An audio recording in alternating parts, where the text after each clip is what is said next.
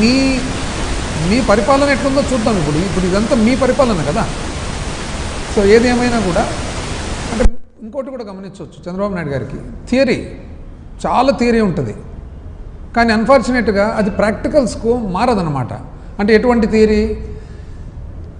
Artificial intelligence ద్వారా అసలు పండు మీద పురుగు ఎక్కడుంటుందో చూసి, కెమెరాతో చూసి, ఆ తర్వాత ఆ పురుగును ఆ పండు మీద ఆ మాత్రమే మందు కొట్టి, ఇవన్నీ థియరీ బాగానే ఉంటుంది. అక్కడ ప్రాక్టికల్గా అసలు పండించిన పంట పరిస్థితి ఏమంటే అది ఉండదు, ఇది ఉంటుంది అన్నమాట. ఏది ఏమైనా రిజల్ట్స్ ఆయన చెప్పినారు కాబట్టి దాన్ని ఒక్కసారి మేము కూడా స్టడీ చేయడం జరిగింది.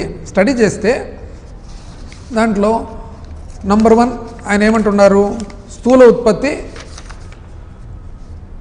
తన పీరియడ్లో 2014-15 బ్రహ్మాండమైన పరిపాలన జరిగింది కాబట్టి 13.5% యావరేజ్గా పెరిగింది. 2019-20 ఆయనంత గొప్ప పరిపాలన చేత కాలేదు కాబట్టి మాకు 12.02 మాత్రమే పెరిగింది అని.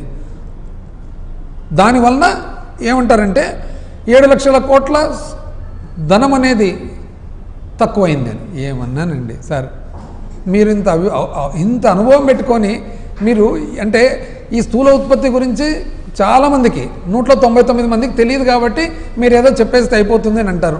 1% అయితే తెలిసిన వాళ్ళు అయితే ఉంటారు కదా. సేమ్ అదే మీరిచ్చిన ఫిగర్సే చూద్దాం. మీరిచ్చిన ఫిగర్సే చూస్తే 2020-21లో -1.2 కేంద్ర ప్రభుత్వం స్థూల ఉత్పత్తిలో ఉంది, మైనస్లో, నెగిటివ్ గ్రోత్. ఎందుకు? కోవిడ్ కాబట్టి. అంటే కోవిడ్ కేంద్ర ప్రభుత్వానికి మాత్రమే వస్తుందండి, రాష్ట్ర ప్రభుత్వానికి రాదా? ప్రపంచానికంతా వచ్చినప్పుడు రాష్ట్ర ప్రభుత్వానికి రాదా? అంటే 2020-21లో ఆంధ్రప్రదేశ్ రాష్ట్రానికి కోవిడ్ ఎఫెక్ట్ లేదంటారా మీ ప్రకారంగా?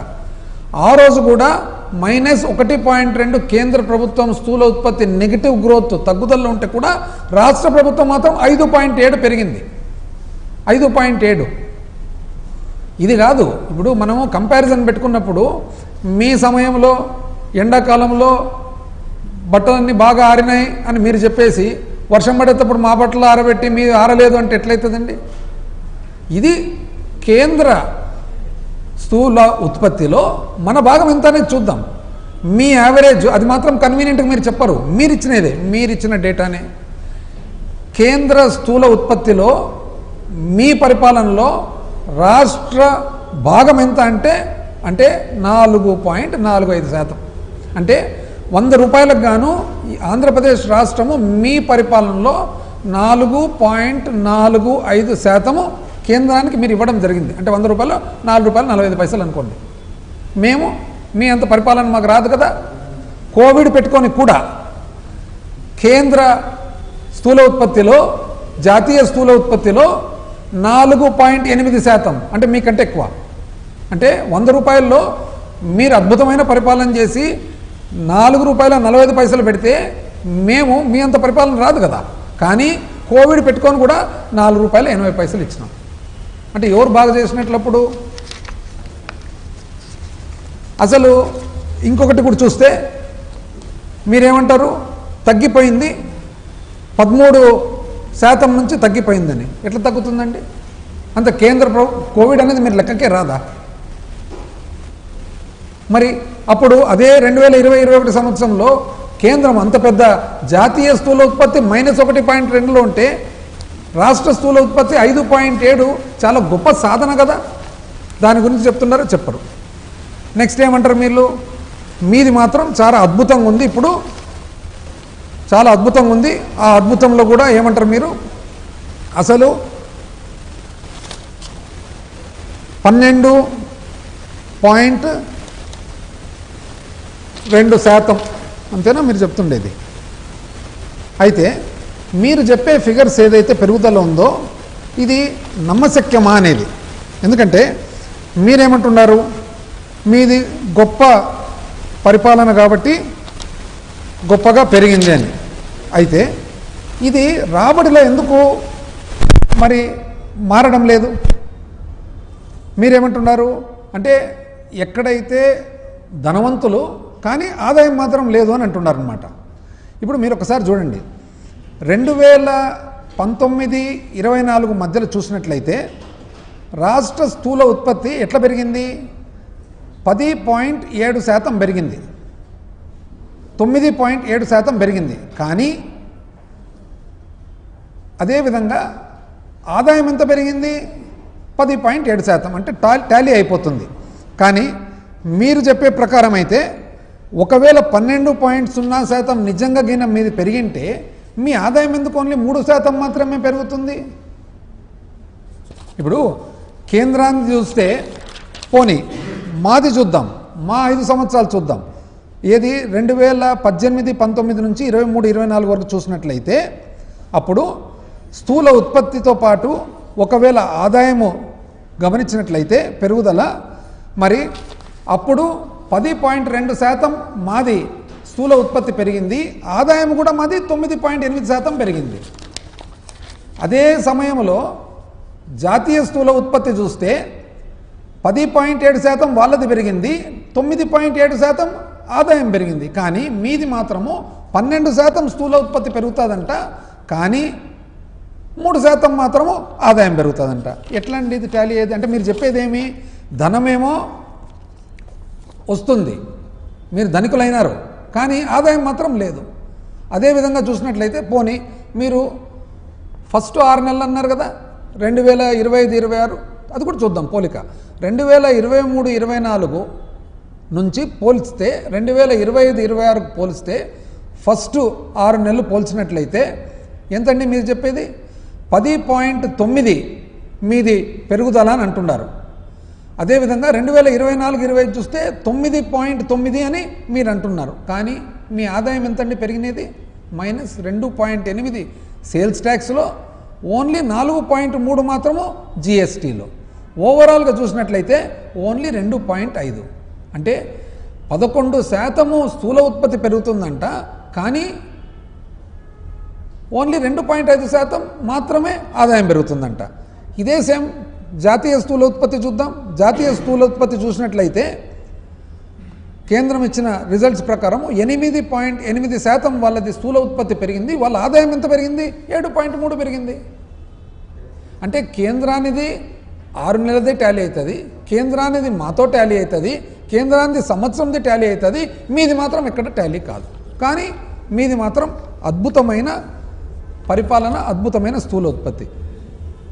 అసలు ఈ ధనానికి ఆదాయానికి పొంతన లేకుండా మీరు ఎట్లా చెప్తున్నారు అనేది మాత్రము చాలా ఆశ్చర్యం. ఎందుకు చెప్పగలుగుతున్నారు ఇదంటే, మీరు స్థూల ఉత్పత్తి ఫిగర్స్ ఏవైతే ఇస్తున్నారో ఈ 3 నెలలు అని నిజం చెప్పారంటే దాని పెద్ద అది లెక్కచారం వేసేదానికి రాదు. ఈరోజు ఏదన్నా కానీ స్థూల ఉత్పత్తి ఎస్టిమేట్స్ ఇస్తే అది కరెక్టా కాదనేది 3 సంవత్సరాల తర్వాత తెలుస్తుంది. ఫస్ట్ అడ్వాన్స్ ఎస్టిమేట్స్, ఆ తర్వాత ఫస్ట్ రివైజ్డ్ ఎస్టిమేట్స్, ఆ తర్వాత సెకండ్ రివైజ్డ్ ఎస్టిమేట్స్, ఆ తర్వాత థర్డ్ రివైజ్డ్ ఎస్టిమేట్స్, ఫైనల్గా అకౌంట్స్. మీరేమి ఇప్పుడు ఏదో ఒకటి చెప్పేస్తే కానీ అయిపోయిందిలే అని చెప్పి మీరు అనుకుంటూ ఉండారు. అంతే, మాకైతే అంతే అర్థమవుతుంది. అసలు 7 లక్షలేంది, తగ్గడమేంది. దాని తర్వాత ఇంకోటి ఏమన్నారండి, తలసరి ఆదాయం తగ్గింది అన్నారు. దాన్ని కూడా చెప్పినారు మీరు, తలసరి ఆదాయం తగ్గిందని. మళ్ళీ తలసరి ఆదాయం తగ్గినట్లయితే దానికి ఏమంటున్నారు మీరు? తలసరి ఆదాయానికి మీ ప్రకారంగా 13.2% తలసరి ఆదాయం మీ 2014-19లో పెరిగింది, మాది మాత్రం 19-24లో 9.1 పెరిగింది. కాబట్టి ఇంత ఆదాయం ఇంకా మిస్ అయింది. ఇదేనండి మీరు చెప్పేది కరెక్ట్? అది కూడా చూద్దాం. ఎప్పుడు కూడా సింగిల్గా చూడొద్దండి. అదే సమయంలో తలసరి ఆదాయం మీరు చెప్పేటప్పుడు కన్వీనియంట్గా ఇది ఎందుకు మర్చిపోతున్నారు? జాతీయ స్థాయిలో కేంద్రము -3.9 అంటే 3.9 తలసరి ఆదాయం తగ్గితే మాది 4.8 పెరిగింది. అదెందుకు చెప్పడం లేదు మీరు? పోనీ ఎట్లొద్దులేండి, టోటల్గా దేశం మీద చూసుకుందాం. దేశం మీద చూసినట్లయితే 2013-14 నుంచి చూసినట్లయితే 2013-14లో ఆంధ్రప్రదేశ్ రాష్ట్రము ఏ స్థాయిలో ఉన్నింది? 18వ స్థాయిలో ఉన్నింది. అంటే భారతదేశంలో 18వ స్థానంలో ఉన్నిందనమాట. ఎక్కడ? ఢిల్లీ, గోవా, చండీగఢ్, సిక్కిం, పూజ అన్నీ చెప్పుకుంటూ ఫైనల్గా మహారాష్ట్ర, కేరళ, కర్ణాటక, తమిళనాడు, హిమాచల్ అన్ని పోను ఆంధ్రప్రదేశ్ 18వ స్థానంలో ఉన్నింది. 18 స్థానంలో ఎప్పటి వరకు ఉన్నింది? మీరు పరిపాలన చేసినంతసేపు 18 స్థానంలో ఉన్నింది. కానీ 2024 మేము దిగిపోయేటప్పటికీ 15వ స్థానానికి వచ్చింది. అంటే అప్పుడు బాగున్నట్లా బాగలేదా? అసలు మీరు ఏ విధంగా పోలికలు పొంతనలు పెడుతున్నారనేది అంటే ఎవరు గమనించుకోరనుకుంటున్నారా లేకుంటే ఎట్లా అనేది మాకైతే ఆశ్చర్యంగా ఉంది అసలు. ఇది కాకుండా నెక్స్ట్ ఇంకోటి, దాంట్లో కూడా మళ్ళా డాలర్లలో ఎందుకండి, మనం రూపాయలలోనే కదా. అంటే మీరు ఎందుకు, అది కూడా వ్యూహాత్మకమే, ఎందుకు డాలర్లలో మాట్లాడతారంటే పబ్లిక్ ఎవరన్నా చూస్తే కానీ చాలా ముందు చూపు ఉంది, అందుకని డాలర్లు అని. సార్ ఎవరు అంత అమాయకులు ఎవరు లేరు సార్. మనమంతా డాలర్లలో కాదు, మనం రూపాయలలో కాదు ట్రాన్సాక్షన్ చేస్తుండేది, రూపాయలే మాట్లాడుకుందాం. దానివల్ల ఉపయోగం ఏమి, లాభం ఏమి? అప్పు ఏమన్నారంటే ఎంత అన్యాయంగా చెప్తారు. మళ్ళీ 10 లక్షల కోట్ల అప్పు, కరెక్టేనండి? 10 లక్షల కోట్ల అప్పు ఎట్లా చెప్పగలుగుతున్నాండి మీరు? అంటే ఆర్బీఐ తప్పు చెప్తుంది, కంట్రోలర్ అండ్ ఆడిటర్ జనరల్ తప్పు చెప్తున్నాడు, మొత్తం మీరు ప్రవేశపెట్టిన అసెంబ్లీలో అకౌంట్స్ తప్పు చెప్తున్నాయి, మేము తప్పు చెప్తున్నాము, మీరు మాత్రం కరెక్ట్గా చెప్తారు. ఆర్బీఐ తప్పు, సిఏజీ తప్పు, అసెంబ్లీ తప్పు, లెక్కలు తప్పు, అందరూ తప్పు, మేము తప్పు, మీరు మాత్రం కరెక్ట్. ఎవరండి అప్పులు చేస్తుండేది? మీరు ఇట్లా చిట్టా తీస్తే మేము చెప్పాల్సి వస్తుంది, మళ్ళీ మీకు కోపం. చెప్పు, ఇది నిజం కాదండి. మీరు 1.5 సంవత్సరంలోనే ఇంచుమించు 2,66,175 కోట్లు అప్పు చేసిండేది వాస్తవం కదా.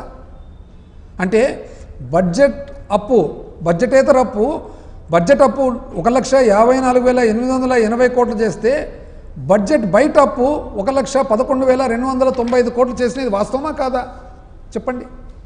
2024-25 ఆర్థిక సంవత్సరంలో 81,597 కోట్లు మీరు అప్పు చేసినారా లేదా? ఇది అకౌంట్స్లో ఉంది కదా, ఆర్బీఐ అకౌంట్లో ఉంది, సిఏజీ అకౌంట్లో ఉంది, మీరు సబ్మిట్ చేసిన బడ్జెట్ అకౌంట్లలో ఉంది. 2025-26 చూస్తే కాగ్ గణాంకాల ప్రకారము 67,283 కోట్లు, అవునా కాదా? నవంబర్ 4వ తేదీ 3,000 కోట్లు, అవునా కాదా? డిసెంబర్ మొన్న 2వ తేదీ 3,000 కోట్లు, అవునా కాదా? మొత్తం అంతా కలిసి 1,54,880 కోట్లు, నిజమా కాదా? ఇది కాక బడ్జెట్ బయట పౌర సరఫరాల సంస్థ సివిల్ సప్లైస్ 7,000 కోట్లు, మార్క్ఫెడ్ 18,700 కోట్లు, ఏపీ ఐఐసి 1000 కోట్లు, ఆంధ్రప్రదేశ్ ఇండస్ట్రియల్ ఇన్ఫ్రాస్ట్రక్చర్ కార్పొరేషన్ ఇంకొక స్పెషల్ పర్పస్ వెహికల్ కింద 7,500 కోట్లు, ఏపీ ఎండిసి 9,000 కోట్లు, ఏపీ పవర్ ఫైనాన్స్ కార్పొరేషన్ 6,710 కోట్లు, బ్యాంకుల నుంచి విద్యుత్ సంస్థలు 1,150 కోట్లు ఒక అప్పు, AP SPDCL, AP power development corporation కలిసి 5,473 కోట్లు, నాబార్డు ద్వారా డిస్కామ్స్కు 3,762 కోట్లు, ఈ 3 ఓన్లీ విద్యుత్ సంస్థలకు కలిసి 10,385 కోట్లు చేసిన మాట వాస్తవమా కాదా?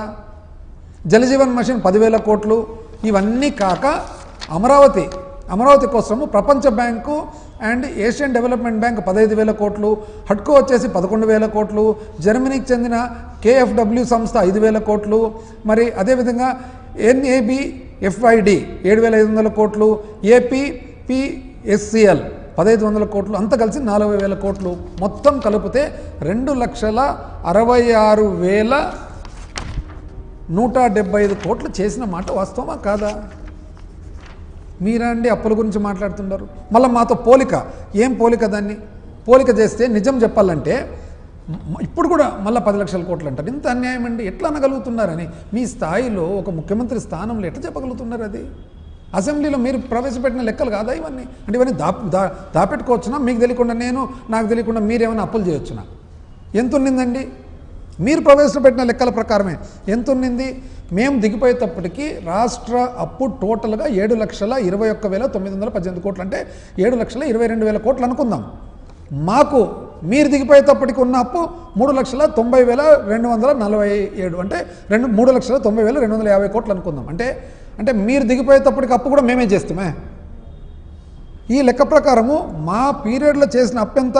3,32,000 కోట్లు. 3,32,000 కోట్లు మేము 5 సంవత్సరాలు చేస్తే మీరు 2,66,000 కోట్లు 1.5 సంవత్సరం చేసి మళ్ళీ మీరు మా అప్పుల గురించి చెప్తారు. అంటే 10 లక్షలు ఏంది అది? అంటే ఇప్పుడు మీరు చేసిన మేము ఎక్కేటప్పటికి మీరు దిగిపోయేటప్పటికి 3,90,250 కోట్లు అవి కూడా మేమే చేస్తామే 2019 ముందర. ఎట్లండి అది? ఇది కాక మీరు మామూలుగా ఒక పరిమితి ఉంటుంది, ఇంతే చేయాలి అప్పని. ఇంతే చేయాలి అప్పనేది 29,000 కోట్లు పరిమితి దాటి మీరు చేస్తే, అంటే 2014-19 అంతా కలిపితే 29,000 కోట్లు మీరు మీ పరిమితిని మించి దాటితే ఆ 29,000 కోట్లు మా దాంట్లో మైనస్ చేసిన మాట వాస్తవమా కాదా? అప్పులు ఏం అప్పులండి? ఇవన్నీ అప్పులు కాదు. అప్పుడు అబ్బా అసలు ఎంత ఆవేదన, ఎంత ప్రజలకైతే అసలు వాళ్ళందరికీ కూడా ఎంత ప్రతి ఒక్కరికి అసలు ఒక రకమైన దిగులు. శ్రీలంక అయిపోతుంది, కొలంబియా అయిపోతుంది. ఇదేమండి, ఇది శ్రీలంక కాదా, కొలంబియా కాదా? ఇప్పుడు ఎక్కడున్నారు వాళ్ళందరూ కూడా? అంత దిగులు ఎక్స్ప్రెస్ చేసేవాళ్ళు. ఏప్రిల్ 3, 2025లో 5,750 కోట్లు చేయలేదా మీరు అప్పు? మే 6, 2025లో 6,822 కోట్లు చేయలేదా మీరు?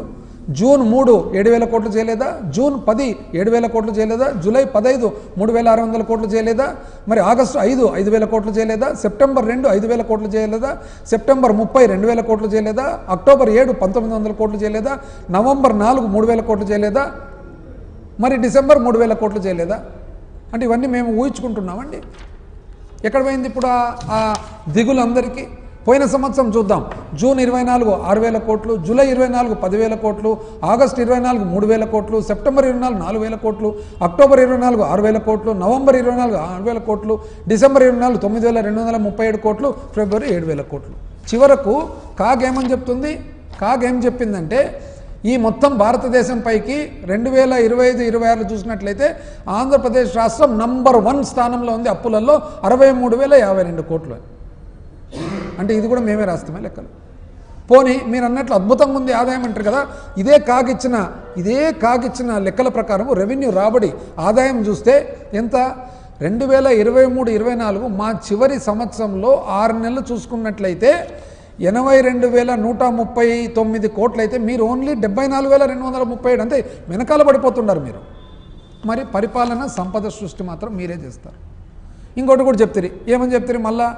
మేము డబ్బులు కేంద్రం నుంచి వచ్చే డబ్బులు మేము వాడుకున్నామంట. ఆహా, మీరేం చేస్తున్నారండి? పోలవరం డబ్బులే చూద్దాం. ఎవరైంది పోలవరం మాకు చాలా ప్రతిష్టాత్మకమైన ఇది కదా.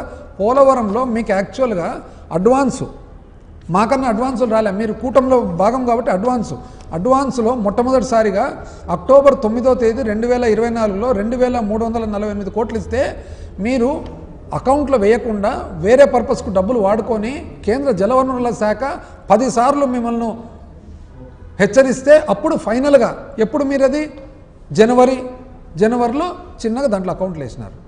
అదేవిధంగా మళ్ళా మార్చి 12వ తారీఖు 2,705 కోట్లు మీకు ఇస్తే దీంట్లో కేవలం 570 కోట్లు మాత్రము వాడి పోలవరాన్ని ఖర్చు పెట్టి మిగతాది మీరు సొంతానికి వాడుకొని ఈ రోజుకి కూడా పోలవరము కేంద్రం మీకు ఇచ్చిన డబ్బుల్లో 1,107 కోట్లు మీరు వేరే విషయానికి వాడిన మాట వాస్తవమా కాదా? ఈ రోజు కూడా మీరు అకౌంట్లు వేయలే.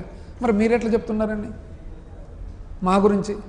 మేమన్నా పోలవరానికి డబ్బులు ఖర్చు పెట్టిన తర్వాత కేంద్రం ఎప్పుడెప్పుడు ఇస్తుంది అనుకుంటుంటే మీరు అదృష్టవంతులు కూటమి కాబట్టి మీకు అడ్వాన్స్ వస్తుంది, మీరు మాకు చెప్తారు. ఇప్పుడు మేమంటే తప్పలేండి. ఇంగ్లీష్ పేపర్లు ఏమన్నారు? English paper despite repeated warnings, ఏది times of India, despite repeated warnings on physical Prudence Andhra Pradesh is amongst the countries most aggressive బోరోవర్స్ in 2025 reserve bank అంటే రిజర్వ్ బ్యాంక్ మీరు ఇచ్చిన గణాంకాల కంటే కూడా విపరీతంగా ఎక్కువ చేస్తున్నారు. ఇంగ్లీష్ పేపర్, ఇది కూడా ఇంగ్లీష్ పేపరు. 9,000 కోట్లు పర్ మంత్ అప్పు చేస్తున్నారు ఇంగ్లీష్ పేపర్. కానీ మీరు మాత్రం ఏం చెప్తారంటే మేము అప్పులు చేస్తాం. ఇదంతా కూడా నాకు అర్థమైనది ఏమంటే మీరు కేవలము ఒక స్ట్రాటజీ, అంటే రాష్ట్రం ఏదో చాలా అధోగతి పాలైపోయింది. నిజం చెప్పాలంటే విధ్వంసం కాదండి, మీది అసమర్థతతో కూడిన ధ్వంసం. మాది కరెక్ట్గానే ఉన్నింది. కోవిడ్ ఎదుర్కొన్నాం, భారతదేశంలోనే కోవిడ్ బాగా హ్యాండిల్ చేసిన రాష్ట్రాల్లో 1, 2 అని చెప్పి పేరు తెచ్చుకున్నాం, చెప్పిన మాట ప్రతి ఒక్కటి నెరవేర్చినాం.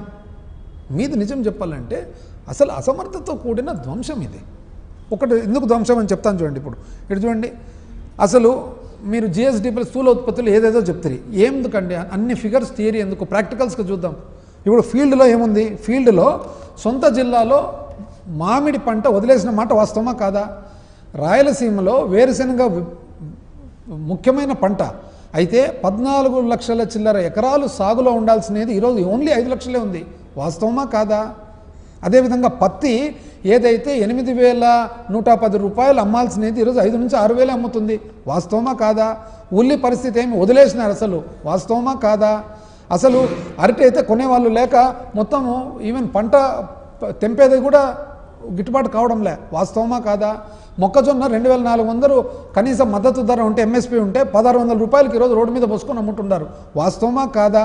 అదేవిధంగా ఈ మోందా తుఫానుకు దెబ్బతినేది ఈరోజు 1,450 రూపాయలకే ప్యాడీ అమ్ముతుంది, వాస్తవమా కాదా? కంది చూస్తే 8,000 రూపాయలు ఉండాల్సిన కనీస మద్దతు ధర ఈరోజు కొత్త పంట అయితే 6,400కి అమ్ముతున్నారు, పాత పంట అయితే 6,000. ఇది కాక ఇప్పుడు త్వరలో కంది మళ్ళీ 1,00,000 టన్నులు దిగుబడి ఉంటుంది పంట వచ్చే నెల నుంచి. మీరు ఏం దానికి ప్రిపేర్ అయినారా లేదా? మీరండి ఎందుకు ఈ ఫిగర్స్ అన్ని స్థూల ఉత్పత్తి అగ్రికల్చర్ ఇంత పెరిగింది, అది ఇంత పెరిగింది, ఇది ఇంత తగ్గింది, ప్రాక్టికల్స్. నిజం చెప్పండి, పామాయిల్ సంగతి అండి.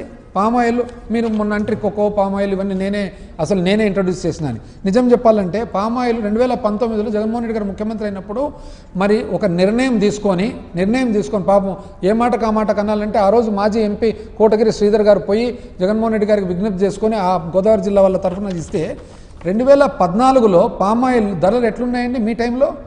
2014లో 7,370, 2015లో 6,125, 2016లో 7,513, 2017లో 7,790, 2018లో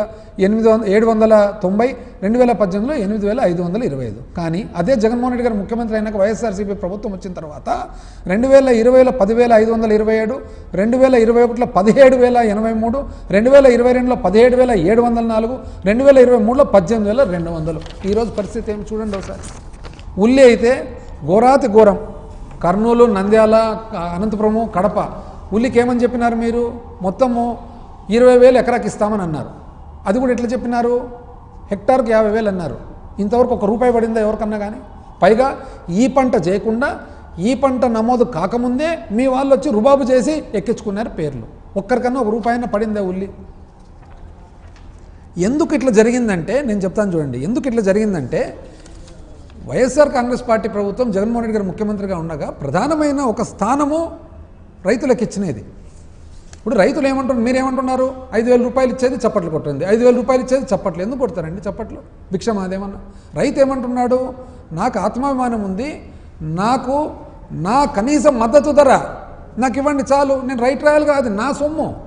మీరు అది చేయకుండా ఏందో అసలు నాకు తెలిసి కనీస మద్దతు ధర అనేదానికి అర్థమన్నా మీకేమన్నా పూర్తిగా వదిలిపెట్టేసినట్టున్నారు. కనీస మద్దతు ధర ఇంప్లిమెంటేషను, సేకరణ, ప్రొక్యూర్మెంట్ చేయకుంటే ఎట్లా వస్తుంది? ఇప్పుడు 2,400 రూపాయలు కనీస మద్దతు ధర మొక్కజొన్నకు అని మీరు అన్నారు, 8,000 కందికి అని అన్నారు. మీరు కొనుగోలు చేస్తే కదా రేట్ ఆడికి వచ్చేది. మీరే కొనుగోలు చేయకుంటే అంటే ఇది ఏమిటి పనికి వస్తాయి? పేపర్లు, కుంకుమ బట్టు, పసుపు ఏదైనా పెట్టుకొని ఇంట్లో పెట్టుకునేదానికి పనికి వస్తాయి అంతే. ఇప్పుడు ఎందుకు అట్లా జరిగిందంటే ఆ రోజు జగన్మోహన్ రెడ్డి గారి పాలనలో విపరీతమైన ప్రాధాన్యత ఇవ్వడం జరిగింది వ్యవసాయానికి. రైతే రాజు అని ఎందుకు అనేది? ఎందుకంటే ప్రపంచవ్యాప్తంగా కూడా రైతులకు ప్రభుత్వ సాయం లేనిది గిట్టుబాటు కాదు, ఏ వ్యవసాయం గిట్టుబాటు కాదు ప్రభుత్వ సాయం లేనిది. అందుకనే ఆ రోజు మన పంట సీజన్ స్టార్ట్ కాకముందే రైతు భరోసా వేసేవాళ్ళం. ఎంత అండి వేసిండేది? దాదాపు 34,000 అంటే 5 సంవత్సరాలు కలిసి 34,288 కోట్లు రైతు భరోసా, వైఎస్ఆర్ రైతు భరోసా కింద వేసిండేది. అసలు ఇన్సూరెన్స్ అండి, బీమా మీరేం చేసినారు? బీమా మీరు ప్రీమియం కట్టడంలే. జగన్మోహన్ రెడ్డి గారు ఏమన్నారు ఆ రోజు? ఇది రైతు ఒకటి తెలుసో తెలియకనో కట్టకపోవచ్చు, కట్టకుంటే కానీ ఇన్సూరెన్స్ రాదు కదా, కాబట్టి ఎంతైనా ఖర్చు కాదంటే ఎంత 7,800 కోట్లు 5 సంవత్సరాల మీద ఇన్సూరెన్స్ ప్రీమియం కట్టడం జరిగింది. అంటే 1,500 కోట్లు సంవత్సరానికి ప్రీమియం. అందుకనే రైతుకు ఏ రోజు కూడా ఇబ్బంది లేదు. పెట్టుబడి ఇన్పుట్ సబ్సిడీ అండి, ఇన్పుట్ సబ్సిడీ మొత్తము మామూలుగా ఇన్పుట్ సబ్సిడీ ఎట్లా? ఏదన్నా కరువు కానీ ఏదన్నా పంట నష్టం జరిగినప్పుడు కేంద్ర ప్రభుత్వం ఇస్తుంది, రాష్ట్ర ప్రభుత్వం వాటా ఉంటుంది, అది ఎప్పుడో 2 సంవత్సరాలు మీ టైంలో వచ్చేది. కానీ ఇప్పుడు ఏమైంది? జగన్మోహన్ రెడ్డి గారు ఏం చేసినారంటే సంవత్సరానికి 2 సార్లు ఖరీఫ్ రబీకి కూడా ఇవ్వడం జరిగింది. ఇచ్చి తర్వాత కేంద్రం నుంచి పోరాడి తెచ్చుకునే వాళ్ళం. ఎంత? 3,260 కోట్లండి. ఎంతమంది? 34 లక్షల రైతులకు, 34 లక్షల రైతులకు ఇన్పుట్ సబ్సిడీ ఇవ్వడం జరిగింది. 54,50,000 రైతులకు ఇన్సూరెన్స్ ప్రీమియం కట్టడం జరిగింది. 54 లక్షల మంది రైతులకు వైఎస్ఆర్ రైతు భరోసా ఇవ్వడం జరిగింది. సేకరణ చూసినట్లయితే అసలు ఒక 2022-23 ఉదాహరణకు చూస్తే ఒక్క శనగలు 64,300 టన్నులు శనగలు సేకరణ చేసినారు. మొక్కజొన్న ఎంతండి? 72,300 టన్నులు సేకరణ చేసింది. అరటిపండు సేకరణ చేసింది, ఉల్లిగడ్డ సేకరణ చేసింది. అది చేసింది కాబట్టే అసలు రాష్ట్రంలో ఏది 0 వడ్డీ పంట రుణాలు అయితే 2,050 కోట్లు కడుతూ మీరు బకాయి పెట్టిపోయిన 1,180 కోట్లు కూడా మేమే కడుతుంది. ఎందుకు అసలు మా పీరియడ్లో 2019 నుంచి 20 వరకు చూసినట్లయితే ఎప్పుడు కూడా రైతు చాలా వరకు ఎంఎస్పి కనీస మద్దతు ధర కంటే కూడా ఎక్కువ అమ్మినారు. ఎందుకు ఎక్కువ అమ్మగలిగినారంటే బికాస్ అన్ని ఫెసిలిటీస్ అన్ని వసతులు ఇచ్చినందువలన ఆటోమేటిక్గా రేట్ వచ్చింది. మీరు ఇంకో దీనికి తోడు మళ్ళీ మీరేమంటారు, అసలు ప్రెస్ మీట్లో చూసినట్లయితే మమ్మల్ని ఏదో తక్కువ చేయాలనే ఉద్దేశంతో కంపారిజన్ పెట్టినారు. ఒక రిపోర్టర్ క్వశ్చన్ అడిగితే కంపారిజన్లో థర్డ్ పార్టీ ఎవరైనా కానీ తెలియని వాళ్ళగిన వింటే అది మీ ఇష్టం, మీరు ఎవరినైనా పొగడొచ్చు, ఎవరినైనా పొగడకపోవచ్చు, అది మీ ఇష్టం. కానీ ఎవరికన్నా ఏమర్థమవుతాయి అంటే 2019 నుంచి 24లో అప్పటి తెలంగాణ ప్రభుత్వం మాత్రం చాలా అద్భుతంగా పరిపాలన చేసిందనేది అర్థమవుతుంది. అది మీ ఇష్టం, ఎట్లన్నా పోడండి. అసలు ఇంటర్వెన్షన్ అనేది ఏమి? ఇంకోటి, ఇది కొత్తగా మేము నీళ్లు తెచ్చినాం, రిజర్వాయర్లలో నీళ్లు పెట్టినాం. అంటే ఎక్కడి నుంచి పంపింగ్ చేసినారండి నీళ్లు? అంటే వర్షానికి కూడా మీరేనా క్రెడిట్? నీళ్ళు మేము పెట్టడం ఏంది నాకు అర్థం కాలేదు. నీళ్ళు సృష్టించడం ఏంది? వర్షాలు బాగుపడినాయి, నీళ్ళు రిజర్వాయర్లు నీళ్ళు నిండినాయి. దాంట్లో ఏమి గొప్పతనం నాకు అర్థం కాలేదు అసలు. మాది క్లియర్ అండి. మా పాలసీ వ్యవసాయం కానీ, చదువులు కానీ, హెల్త్ కానీ, ఆరోగ్యం కానీ, విద్య కానీ, అదేవిధంగా వెల్ఫేర్ కానీ, ఇవన్నీ కూడా మావి పోర్ట్స్ కానీ ఇవన్నీ కూడా మా ప్రయారిటీ అన్నట్లు చేసినాం. ఇది కాక నెక్స్ట్ మీరు మళ్ళీ కొత్తగా bill gates agritech, same again strategy. ఒక గొప్ప పేరు చెప్పేస్తే పబ్లిక్ అట్రాక్ట్ అయిపోతారు. ఇది కాక ఎలక్ట్రిసిటీ కొత్తగా చెప్పినారండి. మీరు విద్యుత్ గురించి 3 పాయింట్లు చెప్పినారు. దాంట్లో 3 పాయింట్లు ఏం చెప్పినారంటే, ఒకటి అప్పు పెరిగింది అని. అప్పు పెరిగిందండి. రెండో పాయింట్ ఏం చెప్పినారంటే అప్పు పెరిగిందనేది ఒకటి. రెండో పాయింట్, మీరు కరెంటు ధరలు పెంచలేదు, ఓకే. మూడో పాయింట్, పవర్ పర్చేజ్ అగ్రిమెంట్స్ మేము క్యాన్సిల్ చేసినాం. 3 చెప్తాను త్వరగా. ఇప్పుడు అప్పు అనేది మీ పీరియడ్లో 2014 నుంచి 2019 56,664 కోట్లు మీరు అప్పు చేసిన మాట వాస్తవమా కాదా? అంటే మీరు ప్రభుత్వం ఏర్పాటు చేసుకునేటప్పటికి 29,500 కోట్లు ఉంటే మీరు దిగిపోయేటప్పటికి 86,215 కోట్లు అయింది అప్పు. డిస్కామ్లు కానీ జెన్కోస్ కానీ అన్నీ కలిపితే అంటే 56,665 కోట్లు మీరు అప్పు చేసినారు. మేము దిగిపోయేటప్పటికి 1,22,518 కోట్లు అయిందంటే అర్థమేమి? మేము ఓన్లీ 36,300 కోట్లే. మీరు 56,600 కోట్లు అప్పు చేస్తే మేము 36,300 కోట్లు చేసినాం. మీరు 24% పెరిగితే మేము ఓన్లీ 7% పెంచినాం. కానీ మీరేమంటారంటే సింపుల్గా చెప్తారు, అప్పు మేము ఎక్కువ చేసినామని. ఇది అంటే ఎవరు చూసుకోరనే ఫిగర్స్, లేకుంటే మేము చెప్తే ఎవడు వినడానే, మాకైతే అర్థమే కాలే. రెండోది, మేము ఛార్జీలు పెంచాం. పెంచలేదండి, ఛార్జీలు పెంచలేదా? ఇవేంటివండి ఇవి? ఇప్పుడు మీరు డిస్కామ్లు ఏదైతే విద్యుత్ సరఫరా సంస్థలు ఉన్నాయో, మీరు ఇచ్చిన ఎలక్ట్రిసిటీ రెగ్యులేషన్ కమిషన్కు మీ ప్రభుత్వం వచ్చిన తర్వాత మీరు ఇచ్చిన రిక్వెస్ట్ ప్రకారము రేటు పెరిగిన మాట వాస్తవమా కాదా? ఇది ఏదండి? ఇది ఓపీ నంబర్ 57 60 63 66. ఇది ఏంది? Order 25 October 2024. 25 అక్టోబర్ 2024 ఎవరు ఉన్నారండి? మేమా మీరా? మీరే కదా. మీరే మళ్ళీ 2022-23 సంవత్సరానికి సంబంధించిన ఏదైతే fuel and power purchase cost adjustment అంటే బొగ్గు కానీ బయట విద్యుత్ కొనడం కానీ ఏదైతే పెరిగిందో దాన్ని ఈరోజు అంటే ఏదైతే 2022-23కు సంబంధించినది 24 నవంబర్ డిసెంబర్లో 60 పైసలు మాదిరిగా కలిపినది వాస్తవమా కాదా ఈ ఆర్డరు? దీని ద్వారా ఎంత దీని ద్వారా అంటే ఈ పద్ధతి ద్వారా మీరు 6,072 కోట్లు ప్రజల మీద ఎట్లా మోపినారు? ప్రతి నెల ప్రతి యూనిట్ మీద 60 పైసలు రూపాయి 20 పైసలు. మళ్ళీ అది పెరుగుదల కదా? ఎప్పుడు అది అంటే 2022-23కు సంబంధించిన డబ్బులు 2024 మీరు ప్రభుత్వం ఏర్పాటు చేసుకున్న తర్వాత మీరు ప్రతి నెల 60 పైసలు పెంచినారు. ఇది మీదే కదా ఆర్డర్. ఇది ఇంకోటి ఓపీ నంబర్ 69, ఓపీ నంబర్ 70, ఇది కూడా సేమ్. దీని ప్రకారం ఏమి 2023-24 సంబంధించిన డబ్బులు ఈరోజు 45 పైసలు లెక్క ప్రతి నెల మోపిన మాట వాస్తవమా కదా? ఇది ఇంక్రీజ్ కాక ఏమంటారు దీన్ని? దీని ద్వారా ఎంత చేసినారు మీరు 9,412 కోట్లు. అంటే 2023-24కు సంబంధించిన 9,412 కోట్లు మీరు 2025-26లో కస్టమర్ల మీద వేసినారు. అది ఇంక్రీజ్ కాదా? దాన్ని ఏమంటారు అది? అదేవిధంగా 2025-26కు అడ్వాన్స్లో 2,787 కోట్లు. దాన్ని కూడా మీరు ఇచ్చిన మాట వాస్తవమా కాదా? అంటే దీన్ని ఇంక్రీజ్ కాక ఏమంటారు అంటే మీరు 60 పైసలు 45 పైసలు రూపాయి ఇవన్నీ కూడా ఎక్కువనే కదా. అప్పుడు ఇదే FPPC అంటే నా జీవితంలో మొదటిసారి వింటాను, ఇంతవరకు వినలేదు నేను, మీరే ఎంట్రీ. మూడోది ఏదండి? Power purchase agreements. Power purchase ఈరోజు కూడా కలెక్టర్ కాన్ఫరెన్స్లో మాట్లాడడం జరిగింది. యాక్చువల్గా ఏంది అది? మా మీద బ్లేమ్ చేస్తున్నారు, నెపమేస్తున్నారు. ఏమిటి జరిగినది? ఏదైతే సౌర విద్యుత్తు, ఏదైతే వాయు విద్యుత్ ఉందో ప్రతి రాష్ట్రం కూడా 1% వరకు మీరు పెట్టాలి అనేది ఒక కేంద్రము ప్రపంచంలో అందరూ కలిసి తీసుకున్న నిర్ణయం ప్రకారం ఉంది.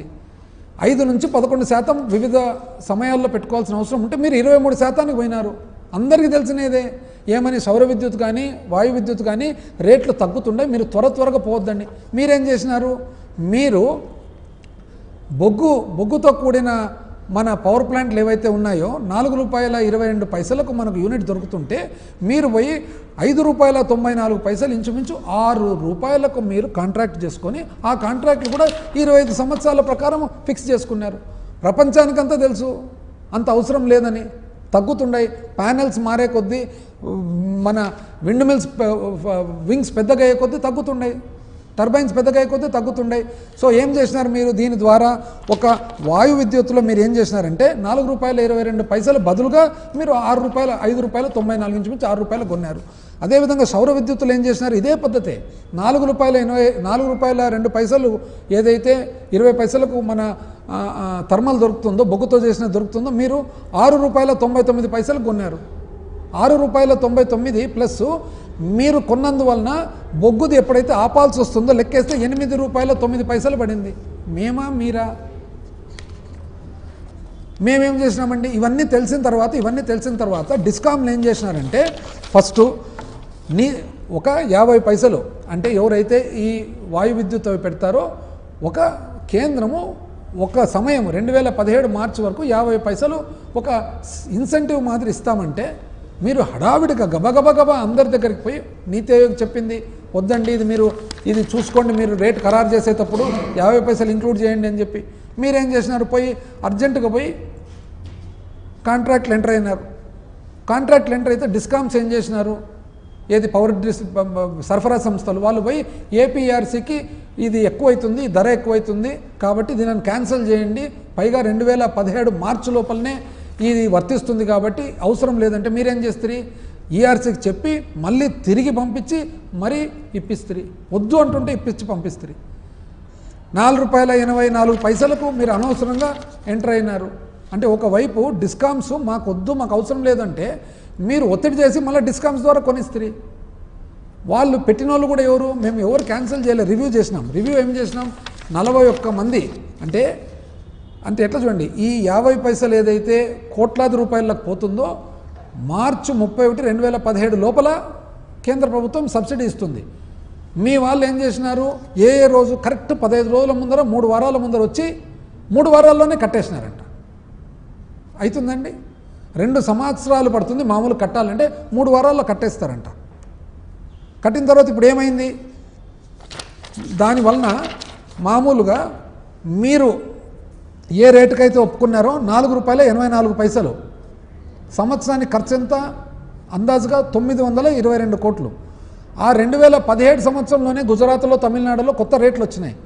₹3.46 రేట్ వచ్చినాయి, ₹2.43 రేట్లు వచ్చినాయి. అంటే ఎన్ని వందల కోట్ల తేడా వస్తుంది 25 సంవత్సరాలలో.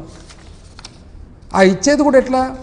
మరి వాళ్ళు అడిగినది కూడా డిస్కామ్స్ వచ్చేసి 3 మార్చి 2017లో వద్దండి మాకు ఇది అని చెప్తారు. మళ్ళీ 3/20 వాపస్ వస్తుంది. మరి 13 జూలైలో మళ్ళీ ఇచ్చేస్తారు. ఎంత మళ్ళీ మాకు ఇది ఏందో. ఇవి కాక మళ్ళీ నెక్స్ట్ ఏమన్నారు, సూపర్ 6 కంప్లీట్ అయిపోయిందంట, సూపర్ హిట్ అయిపోయిందంట. అయిపోయిందండి, సూపర్ హిట్ అయిపోయిందా? అంటే ఇప్పుడు ఎవరిని ఇప్పుడు అన్నదాత సుఖీభావ వచ్చేసిందా? 20,000 అందరికి వచ్చేసిందండి సంవత్సరం నుంచి. ఇప్పటికి 40,000 వచ్చింది ఒక రైతుకు వచ్చిందా? ఏది పిఎం కిసాన్ 6,000 కాక యువగలం ఎవరికైతే ఉపాధి లేదో ఎంప్లాయ్మెంట్ లేదో వాళ్ళకందరికి నెలకు 3,000 వస్తుందండి. ఆడవాళ్ళందరికీ నీకు 15 అన్నారు కదా, వచ్చినా 15. తల్లికి వందనం అరా కొర, అది కూడా ఎట్లా సగం మంది మాకు రాలే అంటే మాకు రాలే అని. ఎన్ని సిలిండర్లు ఇచ్చినారండి? 3 ఇచ్చినారు. ఎవరికైనా ఒక సిలిండర్ దాటి ఎవరికైనా వచ్చిందా? బస్సులు ఎన్ని తగ్గించినారు? అసలు ఆశ్చర్యం ఏమంటే మాకు అర్థం కాంది ఏదైనా కానీ ఎక్కడికి పోయినాయి డబ్బులు అని. మీరు చూస్తే అప్పు బ్రహ్మాండంగా చేస్తున్నారు. మరి ఇప్పుడు మా స్కీములు ఉండే పాత స్కీములు, ఒక అమ్మఒడి దాన్ని మీరు ఇంప్లిమెంటేషన్ చేస్తున్నారు, ఒక పెన్షను పెంచినారు. తప్పితే వసతి దీవెన, విద్యా దీవెన, విదేశీ విద్యా దీవెన, రైతు భరోసా, సున్నా వడ్డీ, క్రాప్ ఇన్సూరెన్సు, మరి మత్స్యకార భరోసా, సున్నా వడ్డీ, పెన్షన్ కానుక, చేయూత, ఆసరా, నేతన నేస్తం, వాహనమిత్ర, లా నేస్తం, ఆరోగ్యాసరా నేస్తము, వైఎస్ఆర్ ఆరోగ్యశ్రీ, కళ్యాణమస్తు, తోడు, జగనన్న గోరుముద్ద, పోషణ, ఎక్కడికి పోయినాయి ఇవన్నీ? పోనీ మీకు మాకు తేడా అంటే, మాకు 1,09,000 ఉన్నింది, మీకు 1,07,000 గ్యాప్ ఉంది. ఎక్కడికి పోతున్నాయి డబ్బులు అనేది? అసలు పరిపాలన గురించి ఆలోచన చేసినట్లయితే, నిజం చెప్పాలంటే పరిపాలన గురించి ఆలోచన చేస్తే అసలు ఈ స్థూల ఉత్పత్తులు, ఈ ఉత్పత్తులు ఇవన్నీ ఏమో కానీ పరిపాలన చూడండి ఒకసారి ఎక్కడెక్కడికి పోయిందనేది. ఆరోగ్యశ్రీ చూస్తే పూర్తి నిర్వీర్యం. ఆరోగ్యశ్రీ ఎంత? 3,600 కోట్ల బకాయిలు ఉన్నాయి. 3,600 కోట్ల బకాయిలు పెట్టుకొని ఈరోజు నెట్వర్క్ హాస్పిటల్ అంతా ట్రీట్మెంట్ ఇవ్వడంలే, ట్రీట్మెంట్ మానుకుంటున్నారు. దాని సంగతి చూడడంలే. మెడికల్ కాలేజ్ ప్రైవేట్ చేస్తారంట. ప్రైవేట్ చేసిన మెడికల్ కాలేజ్ జీతాలు మాత్రం గవర్నమెంట్ ఇస్తుందంట. ఎక్కడన్నా విన్నామండి ఇది? ఇంకా పిల్లల చదువులు అయితే ఫీ రీయింబర్స్మెంట్ చూస్తే వాస్తవానికి ఎంతండి బకాయిలు? 7,800 కోట్ల బకాయిలు ఉన్నాయి. 7,800 కోట్ల బకాయిలు. ఏది ఫీ రీయింబర్స్మెంట్ అనుకోండి, లేదా మన ఎంటీఎఫ్ అనుకోండి, హాస్టల్ ఫీజు అనుకోండి. ఫీజులు చెల్లించకుంటే పాపం పిల్లలకేమి సర్టిఫికెట్లు ఇవ్వడంలే కాలేజీ వాళ్ళు. కళాశాలన్నీ మూతపడే స్టేజ్లో ఉన్నాయి. 230 ఇంజనీరింగ్ కళాశాలలు. వసతి దీవెన ఎత్తేసినారు. అసలు విద్యకు చూడండి, నిజం చెప్పాలంటే ఎంతకు అవసరం వస్తుంది ఎవరికైనా కానీ. మరి ఆటోమేటిక్గా చూసుకుంటానే మనకు 18,663 కోట్లు అవసరం ఉంటుంది. మినిమం లెక్కేసుకున్నా. మీరు ఎంత పెట్టినారు? 12,000 చిల్లర. అంటే ఆడనే బడ్జెట్లు కూడా తక్కువ పెట్టినారు. ఇంకా ఇది కాక మళ్ళా ఏం చేసినారు? ఎంప్లాయీస్ విషయానికి వస్తే గాన అసలు ఎన్నెన్ని చెప్తే పాపం ఎంప్లాయీస్ అయితే అసలు అద్భుతంగా మిమ్మల్ని సపోర్ట్ చేస్తారు. పాపం అద్భుతంగా మిమ్మల్ని సపోర్ట్ చేసి మీ గెలుపుకు సహం కారణం వారే యాక్చువల్గా అయితే ఎంప్లాయీస్. ఇప్పుడు వాళ్ళ పరిస్థితి ఏమి? వచ్చినా పిఆర్సీ పెట్టినారా? పోనీ ఐఆర్ ఏమని ఇచ్చినారా? పోనీ హ్యాపీ దివాళీ అన్నారే, దీపావళి ఒక్క డిఏ సింగిల్ దీపే ఎక్కడండి? ఎంప్లాయీస్కి ఏమేమి చేసినారు మీరు? మెరుగైన పిఆర్సీ ఎంట్రీ, ఏర్పాటు చేసిన పిఆర్సీని తీసేస్తారు. ఇప్పుడు పిఆర్సీ పెడితే ఐఆర్ ఇవ్వాలని చెప్పి పెట్టడంలే. ఇప్పటికి 31,000 కోట్లు ఎంప్లాయీస్కి మీరు ఇవ్వాల్సిన డబ్బులు ఉన్నాయి. చివరకు ఏమి? మొన్న ఒక్క డిఏ ఇచ్చినారు, అది కూడా ఎప్పుడో పేమెంట్ అయ్యేటట్లు. పోలీసు వాళ్ళతో అయితే ఇంకా అన్యాయం. 1000 కోట్లు ఇవ్వాలి పోలీసు వాళ్ళది అతి కష్టమైన పని. ఎందుకంటే వాళ్ళు పాపం పొద్దున్న లేచి నుంచి రోడ్డు మీద ఉంటారు. ఒక డిపార్ట్మెంట్ ఏదైనా విపరీతమైన కష్టం చేసే డిపార్ట్మెంట్ అంటే నిజం చెప్పండి పోలీస్ డిపార్ట్మెంట్. పొద్దున్న నుంచి రాత్రి వరకు పాపం ఇంటికి కూడా ఎప్పుడు పోతారు లేదో. వాళ్ళను ప్రతి బందోబస్తుకు పంపిస్తారు. టీఏ ఇవ్వరు అంటే వాళ్ళే హోటళ్ళల్లో ఉండాలా, వాళ్ళే లాడ్జీలలో ఉండాలా. వాళ్ళకు ఏఎస్ఎల్ ఇవ్వరు, ఎస్ఎల్ ఇవ్వరు. చివరికి ఎట్లంటే 1000 కోట్ల బకాయిలు ఉంటే ఒక్క ఏఎస్ఎల్ నవంబర్ 24కు సంబంధించిన అడిషనల్ సరెండర్డ్ లీవ్ ఏదైతే ఉందో నవంబర్లో 105 కోట్లు, డిసెంబర్లో 105 కోట్లని ఇంతవరకు 105 కోట్లు కూడా ఇవ్వలేదు పోలీసులు. ఇది వాళ్ళ పరిస్థితి. ఇంకా మీరు బ్రహ్మాండంగా చెప్తారు కదండి. అసలు ఎవరైనా మేము వస్తూనే కంప్లీట్గా బ్రహ్మాండంగా 1వ తారీఖు జీతాలు ఇచ్చేస్తామంటే మేము కోవిడ్ అప్పుడు 3 రోజులు 4 రోజులు లేట్ అయితే మన అన్ని మాటలు అంటారు. ఇంకా ఎంప్లాయీస్ అయితే మమ్మల్ని ఎన్ని మాటలు అనరాని మాటలు అన్నీ అండి మొత్తుకొని చెప్తుంటే కోవిడ్ నైనా పాపం ఏదో ఫస్ట్ వాళ్ళు ఏదో అరటి పండ్లు అమ్ముకునే తోళ్ళు యాపిల్ పండ్లు అమ్ముకునే తోళ్ళు వాళ్ళకి సంగతి చూస్తాం ఎక్కడికి పోగలంటే మమ్మల్ని ఒక రాక్షసుని చూసినట్టు చూస్తాం. ఇప్పుడు ఏమైంది ఈ నెల ఇప్పుడు ఎంత ఈరోజు 10వ తారీఖు ఎవరెవరికి రాలేదు ఇంకా జీతాలు? సివిల్ సప్లైస్ రాలే, పౌర సరఫరాలు, పబ్లిక్ హెల్త్ రాలే, షుగర్స్ రాలే, సర్వే రాలే, వ్యవసాయ శాఖ రాలే, పరిశ్రమ శాఖ రాలే, కోఆపరేటివ్ రాలే, రవాణా శాఖ రాలే, ఐఎన్పిఆర్ రాలే, ఆర్ఎండ్బి రోడ్లు భవనాలు రాలే, మైన్స్ అండ్ జియాలజీ భూగర్భ శాఖ రాలే, ట్రైబల్ వెల్ఫేర్ రాలే, బీసీ వెల్ఫేర్ రాలే, స్టాంప్స్ అండ్ రిజిస్ట్రేషన్ రాలే, పంచాయత్ రాజ్ రాలే, ఆర్డబ్ల్యూఎస్ రాలే, వాటర్ రిసోర్సెస్ రాలే, అరణ్య శాఖ రాలే, ఐసిడిఎస్ రాలే. ఇది 10వ తారీఖు. ఎన్ని మాటలు అంటారండి మమ్మల్ని. ఎంప్లాయీస్ కూడా ఒక్కసారి చూసుకోవాలబ్బా మీరు కూడా. ఇది కాక మాకంటే ఏదో కోవిడ్ విపరీతమైన ఇబ్బందులు. ఇప్పుడు కేంద్రం కూటమి అసలు బ్రహ్మాండంగా ఏం అడుగుతుంది ఇస్తుంటే మాకేం కూటమి లేదు, సింగిలే. ఇది ఇంకా నిజం చెప్పాలంటే ఏమనంటే మా జీతాల ఖర్చు ఎక్కువ. ఎందుకండి జీతాల ఖర్చులు ఎక్కేస్తే మీ రాబడిలో మీ ఖర్చులు ఎక్కేస్తే మాది 87%, మీది 87%. మా రాష్ట్ర రాబడి మా సమయంలో 61,146 కోట్లు అయితే 53,051 కోట్లు మా ఖర్చు. ఇప్పుడు 1,02,000 కోట్లు మీ రాబడి ఉంది, 89,000 ఖర్చు. అది 87%, ఇది 87%. పైగా మీరేమంటారు అసలు పండగ చేసుకోండి అంటే హ్యాపీ దీపావళి. 5 డిఏలు పెండింగ్ ఉన్నాయి, హ్యాపీ దీపావళి. ఇది కాక మీరు ఇంకోటి ఎంప్లాయీస్ అంతా విద్యావంతులు కదా, మీరు చూసుకోవాలి ఒకసారి. పబ్లిక్ అకౌంట్ అంటే ఏముంటుందండి? పబ్లిక్ అకౌంట్ అంటే మామూలుగా డిపాజిట్లు, ప్రావిడెంట్ ఫండ్ ఉండేది. పబ్లిక్ అకౌంటు మీరు 2014లో ఎక్కేటప్పటికి ఎంత? 19,000 కోట్లు. మీరు దిగిపోయేటప్పుడు దాన్ని ఎంత చేసినారు? 76,500 కోట్లు చేసినారు. అంటే 56,000 కోట్లు అప్రాక్సిమేట్గా మీరు వాడినారు. మేము దిగిపోయేటప్పటికి 76,000 కోట్లే ఉంది. అంటే అర్థమేమి? మేము యాక్చువల్గా 500 కోట్లు తిరిగి కట్టినాం. అది మీ డబ్బులు అనుకోండి, డిపాజిట్లు అనుకోండి. మేము దిగిపోయేటప్పుడు మార్చి 24లో ప్రావిడెంట్ ఫండ్ 100% 1,353 కోట్లు కట్టినాం. జిఎల్ఐ 312 కోట్లు కట్టినాం. సిపిఎస్ 2,421 కోట్లు కట్టినాం. మరి మెడికల్ రీయింబర్స్మెంట్ 190, ఆల్మోస్ట్ ఇంచుమించు దాదాపు అన్ని క్లియర్ చేసిపోయినాం. మేము ఎక్కడ పోయినాయండి? ఒకటి మాత్రం కరెక్ట్గా చెప్పినారు చంద్రబాబు నాయుడు గారు. ఏమని? కరప్షన్ గురించి ఒక రిపోర్టర్ అడిగాను అనమాట. కరప్షన్ గురించి ఎక్కువైందంటే దాన్ని చిన్నగా ఇటు అటు అవునా కాదా అనేటట్లు దాటేసినాడు అనమాట. అంటే ఎట్లా దాటేసినా అంటే ఎవరన్నా వచ్చి సార్ ఎవరు పుడతారు సార్ అంటే మగపిల్లోడు పుట్టొచ్చు, ఆడిపాప పుట్టొచ్చు అనేటట్లు 2 రకాలుగా చెప్పినాడు అనమాట. ఏదేమైనా కరప్షన్ ఇప్పుడు రాష్ట్రంలో ఎక్కడైనా పోయి చూడండి, ఇసుక డబ్బులు ఎంత ముడుతున్నాయండి అధికార పార్టీ వాళ్ళకు, నాయకులకు. ఇసుక ఫ్రీ ఇసుక దొరుకుతుందా ఎవరికన్నా? అసలు స్థానిక నాయకులకు, టీడీపీ నాయకులకు ఇసుక మీద ఏ నియోజకవర్గం అన్నా కానీ ఇసుక డబ్బులు ముట్టకుండా ఉందే. మందండి వైన్ షాపులు, ఏ నియోజకవర్గం అన్నా కూడా వైన్ షాపులో స్థానిక టీడీపీ నాయకులు డబ్బులు వసూలు చేయకుండా ఎక్కడన్నా జరుగుతుందే? తహసీల్దార్ ఆఫీస్కి పోతే భూమి రికార్డు కావాలంటే డబ్బులు వసూలు చేయకుండా ఎక్కడికన్నా ఎవరికన్నా జరుగుతుందే?